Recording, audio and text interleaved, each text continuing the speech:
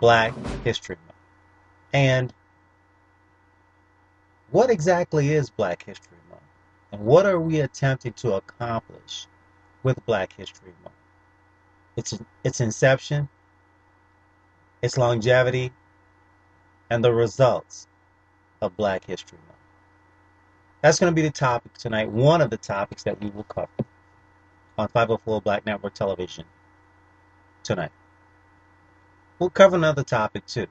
This topic will be an interesting topic, only because of the level of what I call ignorance that brought this particular story and topic about. A deep level of ignorance that actually has an impact as we are going through Black History Month currently as we speak right now in February of 2013. So stay tuned, hang on to your seats. Tonight will be a high RPM program, guaranteed from yours truly. Now, before I get into the meat of the program and the first topic, as I showed you Black History Month and really what that's all about, I gotta do a little housekeeping. Now, also along with the last program that has been running in an extended version, speaking about 2013, the year of reckoning, there was an informational alert that was part of that program. And it had to do with the city of New Orleans being in potential violation of ADA, American Disabilities Act, a federal law, that the city of New Orleans may be in potential violation with, based upon the conditions of the public streets, sidewalks, and walkways. I've gotten a serious complaint from one of who I consider, and we all consider at the family at 504 Black Network Television, Mr. Chris, our number one fan, on the conditions, the deplorable conditions of an area near his home in uptown New Orleans, near Green Street, that needs to be addressed. Now, there should be no excuse for this. The city of New Orleans spent obscene amounts of dollars prepping up for this past Super Bowl that just took place to impress visitors from out of town, impress money investors from out of town, and to impress those international people who do come to events such as the Super Bowl.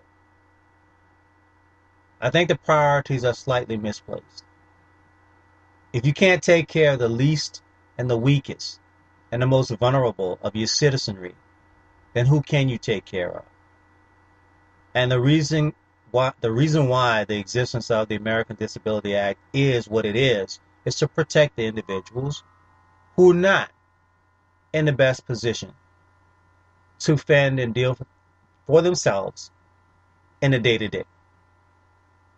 And something basic as getting around in the public streets, the public sidewalks, the public walkways. So that is a serious concern. It needs to be addressed. It needs to be addressed quickly. It needs to be addressed in the manner and the form and the letter of the law of the American Disabilities Act. And any and all complaints that come from any of our handicapped citizens about conditions of access and egress from their homes should be a top priority for the city of New Orleans. There is no excuse for that, none. Now again, on last program, it was sent out as an informational alert.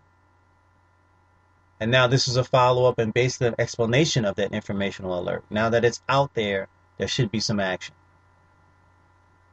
And I will wait upon some of the reactions and responses from individuals like Mr. Chris and other individuals who happen to be physically challenged, but have the right to get around in the day-to-day on the public streets of New Orleans, on the sidewalks of New Orleans, in all of the access areas of New Orleans. They should have equal and proper access. That's the whole point and the whole purpose of the American Disabilities Act, ADA. Well, there is a concern out there and it needs to be addressed. Mr. Chris, thank you for bringing that to my attention and bringing it to our attention here at 504 Black Network Television. And now we have brought it out the best that we can, and we will follow up on it to make sure that your concerns are addressed. And others like you, my friend, my good friend, who have the right and the protection of law, federal law, to have these things done. Okay. Talk to you soon, Mr. Chris. All right, we're going to take a quick break, and when we come back, we will begin our topic. First topic of this program, Black History Month. What is it really all about?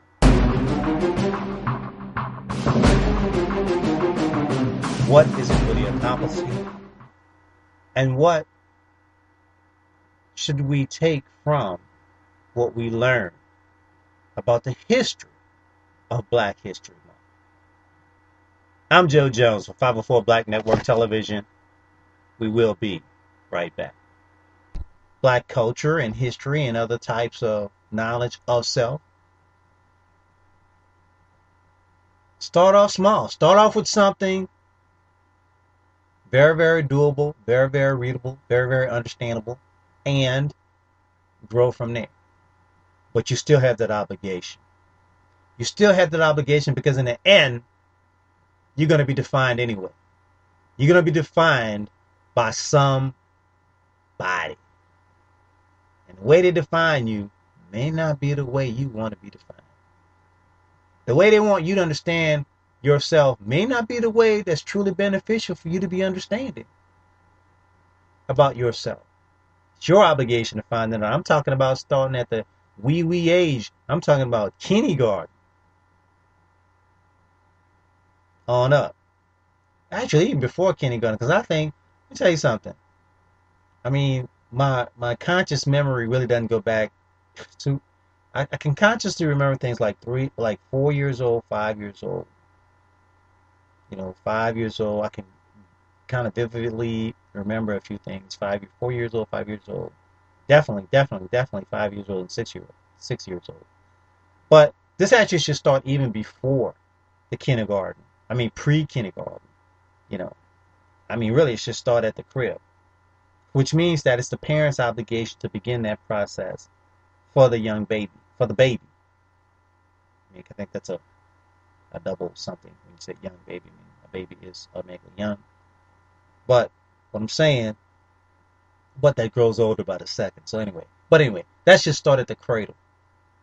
It should start there by the parents. It's the parents' obligation to begin that process. And then it becomes the individual child's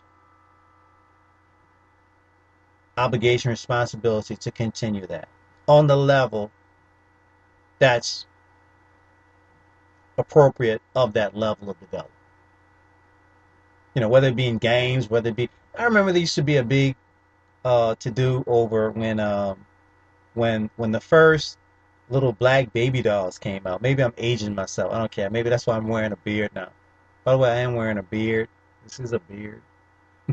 And I had a few comments on my beard from some of my close friends and people, and they're kind of like, well, Joe Jones, what you doing with a beard? Anyway, I digress. But I remember when there was this big kind of like something special about black baby dolls. Like the little baby dolls that little girls play with.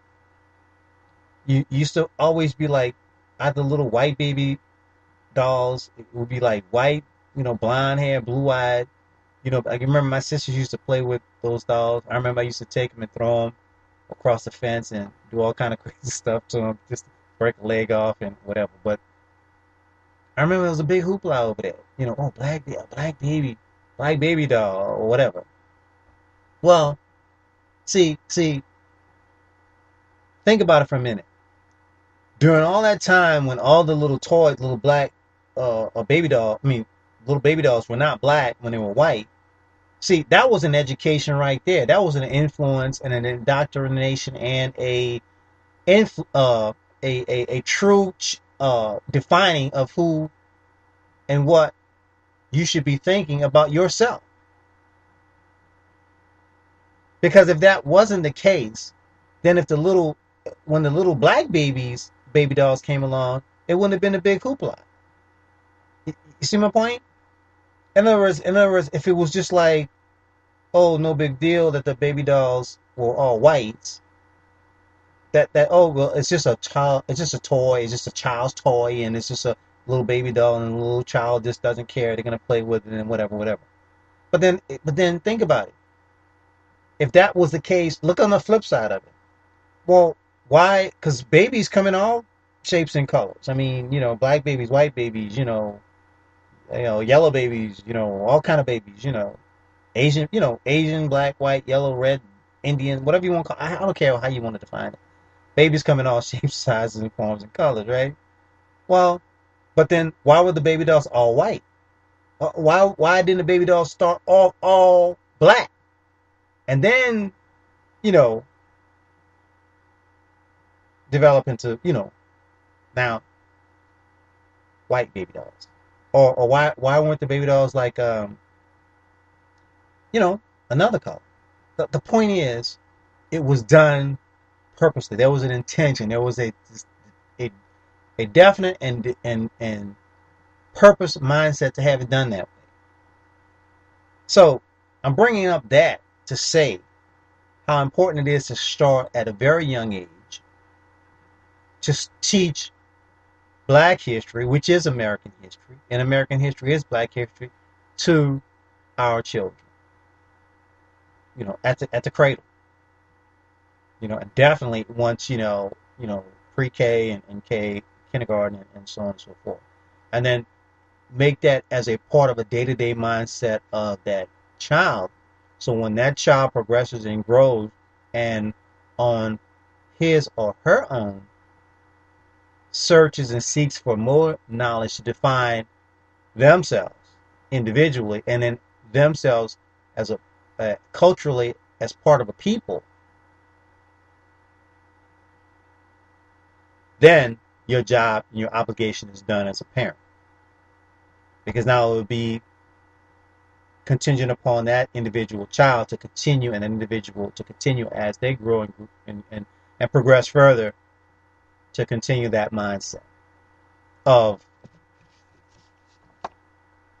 Black History Month, which really we should eliminate this month and these question marks, and it should be about Black history. That should be the mindset. A day-to-day mindset, a continuum of progressing, living, bettering oneself, and immersing oneself in the knowledge and culture of one's history. Black History Month.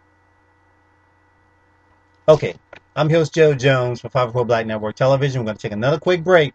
When we come back, we're going to delve into our final topic. Again, like I alluded to a little earlier before the beginning of the second segment, none other than Lil Brain Wayne, the rapper who put his knucklehead foot in his mouth, disrespecting, degrading the death of young Emmett Till, the horrific death of young Emmett Till at the hands of white racists who mutilated and beat, shot, and hatefully killed this young boy because he whistled at a white woman in Money, Mississippi. We'll be back on that right after this break.